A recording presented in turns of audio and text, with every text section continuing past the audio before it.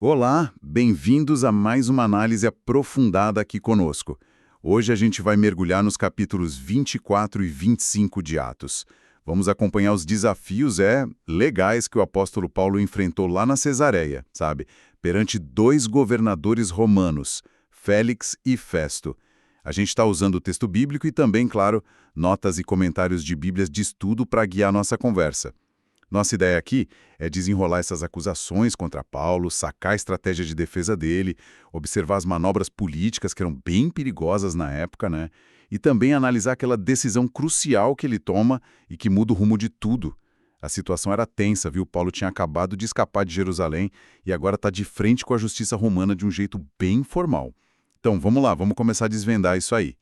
Tudo começa 5 dias depois que Paulo chega na Cesareia, que era a sede do governo romano ali na Judéia. O sumo sacerdote Ananias, alguns líderes judaicos e um advogado chamado Tértulo descem de Jerusalém. Chegam lá, e aí o Tértulo toma a frente, né? Vai falar perante o governador Félix, e a primeira coisa que ele faz é rasgar elogios. Ele elogia Félix pela paz, pelas reformas que ele supostamente teria trazido para a região, uma bajulação clara, né? Exato. E é uma estratégia, assim, interessante. Os comentários que a gente consultou até sugerem que essa bajulação talvez fosse um pouco irônica, sabe? Porque o Félix, historicamente, ele era conhecido por ser meio duro, até corrupto. Não exatamente um pacificador ou reformador. Ah, entendi. Tipo um elogio meio calculado. Isso, calculado. Mas, bom, depois dessa introdução toda trabalhada, o Tértulo vai direto ao ponto. E as acusações são bem sérias. Primeiro, ele chama Paulo de peste. É uma palavra forte, né? Pinta ele como uma contaminação social mesmo. Alguém que causa problema crônico. Peste. Nossa. Pesado. Muito. Segundo, e essa talvez fosse a acusação mais grave para os ouvidos romanos, ele acusa Paulo de incitar sedições. Tumultos, né? Entre os judeus por todo o mundo. Isso era tocar num ponto muito sensível para Roma. Qualquer coisa que ameaçasse a Pax Romana, a paz do império, era levada muito a sério. Era um perigo real. Entendo. Ameaça à ordem pública, né? Exatamente. Terceiro, o Tértulo identifica Paulo como principal agitador da seita dos nazarenos. Isso era um jeito de rotular o cristianismo primitivo, não só como um grupo diferente dentro do judaísmo, mas talvez como um movimento desordeiro, sabe? E não reconhecido oficialmente, o que complicava com a administração romana. Ah, então não era só religioso, tinha uma conotação política também. Sim, com certeza. E, por fim, a acusação que quase matou Paulo lá em Jerusalém, a de tentar profanar o templo, uma ofensa gravíssima no contexto judaico. E para piorar, os líderes judaicos que estavam lá confirmam tudo que o Tértulo disse. O texto fala isso. Quer dizer, não era só um advogado falando, era a alta cúpula religiosa judaica endossando tudo perante o governador romano. A pressão em cima do Paulo devia ser imensa. Sem dúvida. Aí o Félix faz um sinal para Paulo se defender. E aqui a gente vê um contraste bem grande, né? Que as fontes até destacam. Paulo não bajula ninguém. Ele começa direto, mas respeitoso. Ele reconhece a experiência do Félix como juiz ali. Olha, sabendo que o senhor é juiz desta nação há muitos anos, eu me sinto à vontade para me defender. É um tom de respeito pela autoridade, sim, mas sem puxa-saquismo, né? Exato, zero subserviência. E a defesa dele é muito metódica. Ele vai respondendo ponto por ponto, como a gente vê nos versículos seguintes. É bem organizado. Sobre a acusação de sedição, de causar tumulto, ele é direto. Olha, eu estive em Jerusalém só por 12 dias e fui para adorar. Ele nega ter causado qualquer agitação, qualquer discussão pública, seja no templo, seja nas sinagogas. 12 dias, né? Realmente, é pouco tempo para organizar uma rebelião mundial. Pois é. Os comentários ressaltam isso, é muito pouco tempo. E ele lança um desafio importante, provem. Ele apela para a lógica romana mesmo, né? Cadê as provas concretas? Boa. Ele usa a lógica dos próprios romanos contra a acusação. Cadê a evidência? Exatamente. Aí, quanto a ser líder de uma seita, Paulo admite seguir o caminho. Era como o cristianismo era chamado no começo, né? Mas ele não se apresenta como um rebelde. Pelo contrário, ele diz que a fé dele é a continuidade fiel daquilo que os próprios judeus esperavam. Ele afirma que serve ao Deus de nossos pais e acredita na lei e nos profetas. Ele está dizendo que não é uma ruptura total, mas uma continuidade. Isso. E aí vem um ponto teológico central, mas que ele usa de forma muito estratégica na defesa: a ressurreição. Ele reafirma a esperança dele na ressurreição, tanto de justos como de injustos, e ele conecta isso com a confusão que aconteceu lá no Sinédrio, lembrando o Félix, mesmo que implicitamente, que esse assunto dividia os próprios judeus, fariseus contra saduceus. Ele basicamente está dizendo: olha, o motivo real de eu estar aqui é essa esperança na ressurreição. É interessante ele trazer um ponto tão teológico para um tribunal romano. As fontes explicam por que ele faria isso? Qual a estratégia aí? Olha, parece que é uma estratégia dupla, assim. Primeiro, ele reafirma o centro da fé dele, que para ele era inegociável. E segundo, ele mostra para o governador que a briga era em grande parte interna ao judaísmo. Era sobre interpretação das escrituras, esperanças messiânicas. Não era uma conspiração política contra Roma, entende? Faz sentido. Tipo, isso é briga de família, não é contra o império. Exato. E ele ainda menciona que foi a Jerusalém levar ajuda financeira, os donativos, para o povo dele e fazer oferendas. Isso reforça a imagem de alguém ligado à comunidade e com intenções pacíficas. E tem um detalhe jurídico que Paulo levanta que é brilhante. Os acusadores originais, sabe, aqueles judeus da Ásia que começaram o tumulto lá no templo, eles não estavam ali no tribunal. Ah, verdade. E a lei romana valorizava muito a acareação, o confronto direto entre acusador e acusado. A ausência deles enfraquecia demais o caso. Nossa, uma defesa bem articulada mesmo. E o Félix? Como é que ele reage a tudo isso? Ele não decide nada na hora, né? Adia a decisão. A desculpa oficial é que vai esperar o comandante Lísias, aquele que mandou Paulo para Cesareia. Mas por que essa enrolação toda? Qual o motivo real? Pois é, essa é a questão. O texto diz algo interessante, que Félix conhecia mais acuradamente as coisas relacionadas com o caminho. De onde vinha esse conhecimento? As fontes levantam hipóteses. Podia ser por causa da esposa dele, a Drúzila, que era judia, ou simplesmente pela presença cristã que já era notável ali na Cesareia, que era um centro administrativo importante, né? Talvez ele soubesse mais do que aparentava. Possivelmente. E essa familiaridade pode ter feito ele perceber que as acusações talvez não fossem tão sólidas, ou que o caso era mais complexo do que parecia. Então ele hesita, ele adia. E enquanto Félix fica nessa de adiar, Paulo não vai para uma prisão comum, né? O texto diz que ele fica em custódia livre, tratado com tolerância. Ele podia receber visita dos amigos, o que era fundamental até para o sustento dele, né? E ele falar sobre a fé em Cristo Jesus. E só para lembrar quem era Drusila, filha do rei Herodes Agripa I, irmã do Agripa II, figuras importantes ali. E o casamento dela com o Félix era meio escandaloso na época, porque dizem que ele a convenceu a largar o marido anterior para ficar com ele. Nossa, que contexto. E aí Paulo vai lá conversar. Vai. E ele aproveita essa audiência privada, não para ficar se defendendo legalmente, mas para pregar. E ele escolhe uns temas bem incômodos para aquele casal: justiça, domínio próprio e o juízo vindouro. Uau, direto ao ponto. Muito. E a reação do Félix é notável.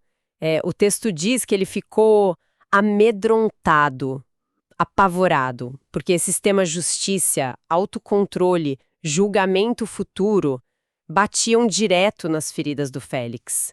Ele era conhecido pela corrupção, pela crueldade, pelo jeito como conseguiu a Drusila.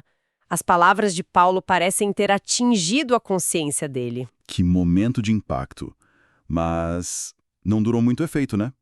Porque Félix mantém Paulo preso por inacreditáveis 2 anos. 2 anos! 2 longos anos. E o texto é brutalmente honesto sobre o motivo.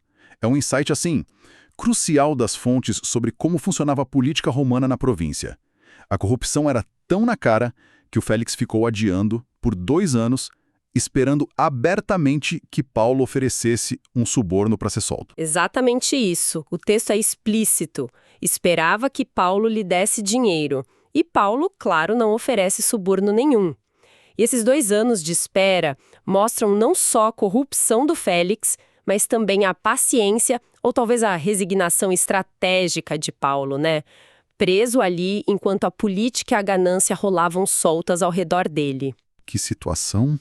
E, finalmente, lá por 59 ou 60 depois de Cristo, o mandato do Félix acaba. Chega um substituto, Pórcio Festo.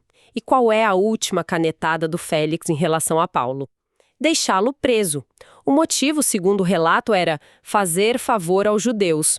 Ou, como os comentaristas sugerem, tipo, comprar a boa vontade deles na hora de ir embora. Ah, uma jogada política para sair bem na foto. Exato. O governo dele foi conturbado, teve muitas críticas da população judaica. Deixar Paulo preso era um jeito de tentar limpar um pouco a barra, mesmo ele provavelmente sabendo que as acusações mais sérias não paravam de pé. Entendi. Félix sai de cena, então, deixando Paulo convenientemente preso para agradar os líderes locais. E para Paulo, era só a troca de um governador corrupto por outro, que ele ainda não sabia como seria. Entra Festo. E os inimigos de Paulo não perdem tempo, né? Assim que o Festo assume e sobe para Jerusalém, 3 dias depois, a liderança judaica já está lá, batendo na porta dele, retomando o caso. E eles pedem para Festo transferir Paulo para Jerusalém para ser julgado lá. Só que o texto revela a intenção sinistra por trás desse pedido. Eles estavam planejando uma emboscada para matar Paulo no caminho. A ameaça à vida dele continuava muito real, iminente. Nossa, que persistência! Muita. Mas o Festo, que tinha acabado de chegar, talvez querendo mostrar serviço, seguir os procedimentos romanos e firmar a autoridade dele, ele nega o pedido. Ele insiste que o julgamento tem que ser na Cesareia mesmo, que era a sede da jurisdição romana, e convida os acusadores a descerem até lá para apresentar o caso formalmente. Então, por enquanto, o processo legal romano prevalece. Ufa! Pelo menos isso. De volta a Cesareia, então.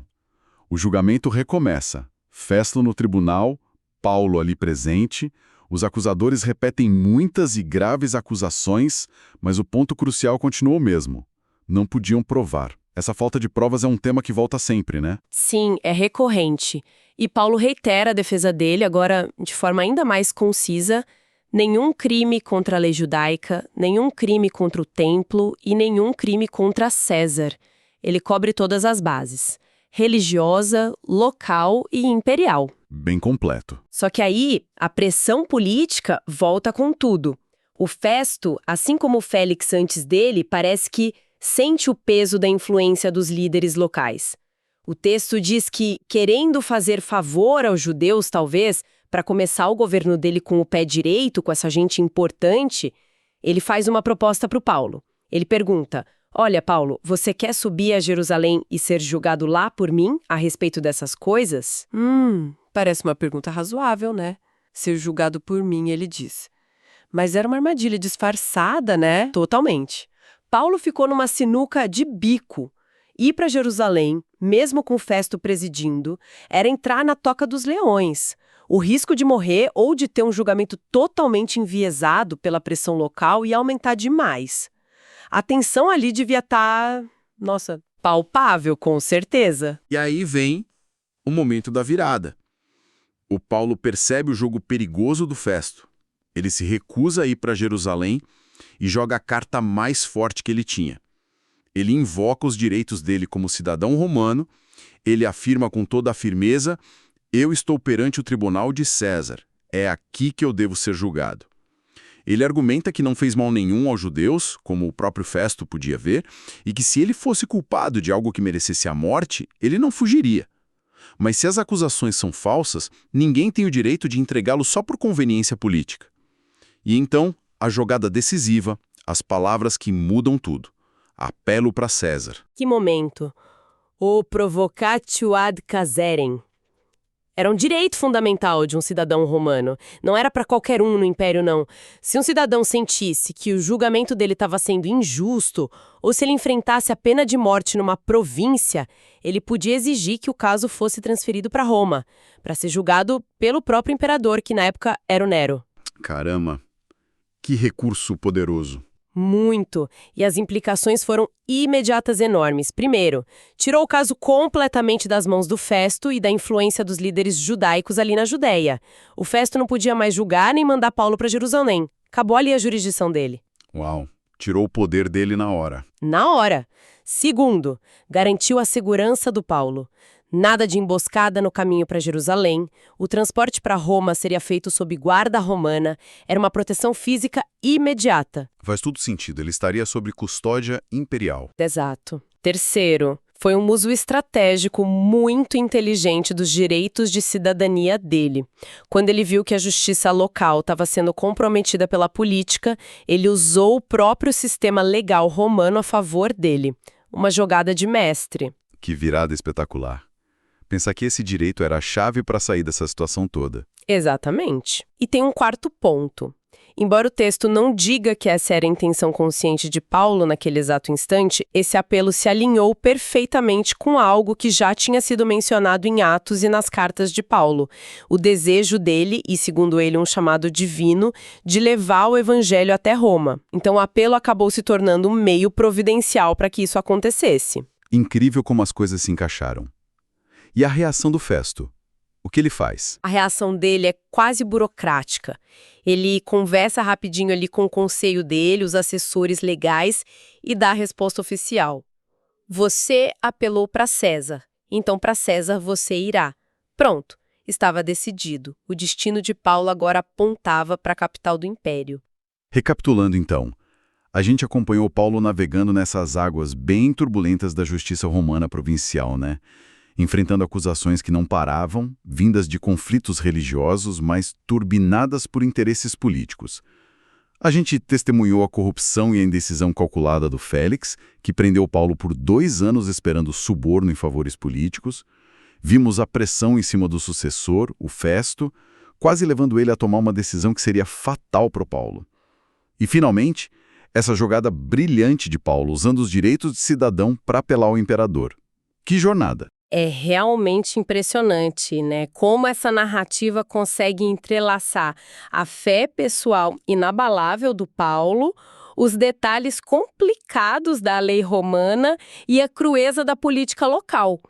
Paulo defende a teologia dele, o caminho, a ressurreição, sem abrir mão de nada.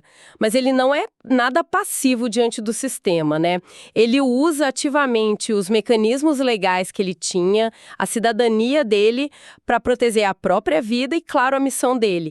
É uma combinação fascinante de convicção religiosa com astúcia legal.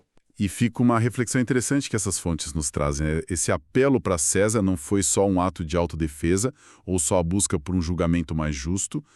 Foi um ato que, talvez sem que o próprio Paulo percebesse todas as consequências futuras ali naquele tribunal, na Cesareia, redirecionou a jornada missionária dele para o centro nevrálgico do Império Romano. Exato. A ironia que as fontes nos permitem ver é que, ao usar uma ferramenta legal romana para escapar de uma ameaça local, Paulo, talvez sem querer ou providencialmente, garantiu que a mensagem dele chegasse ao coração do poder. O mesmo poder que eventualmente tentaria silenciar essa mensagem. Como será que essa decisão tomada ali na Cesareia impactou a história e a disseminação daquelas ideias pelo mundo? Fica aí algo para a gente pensar sobre o poder das decisões individuais nos grandes movimentos da história.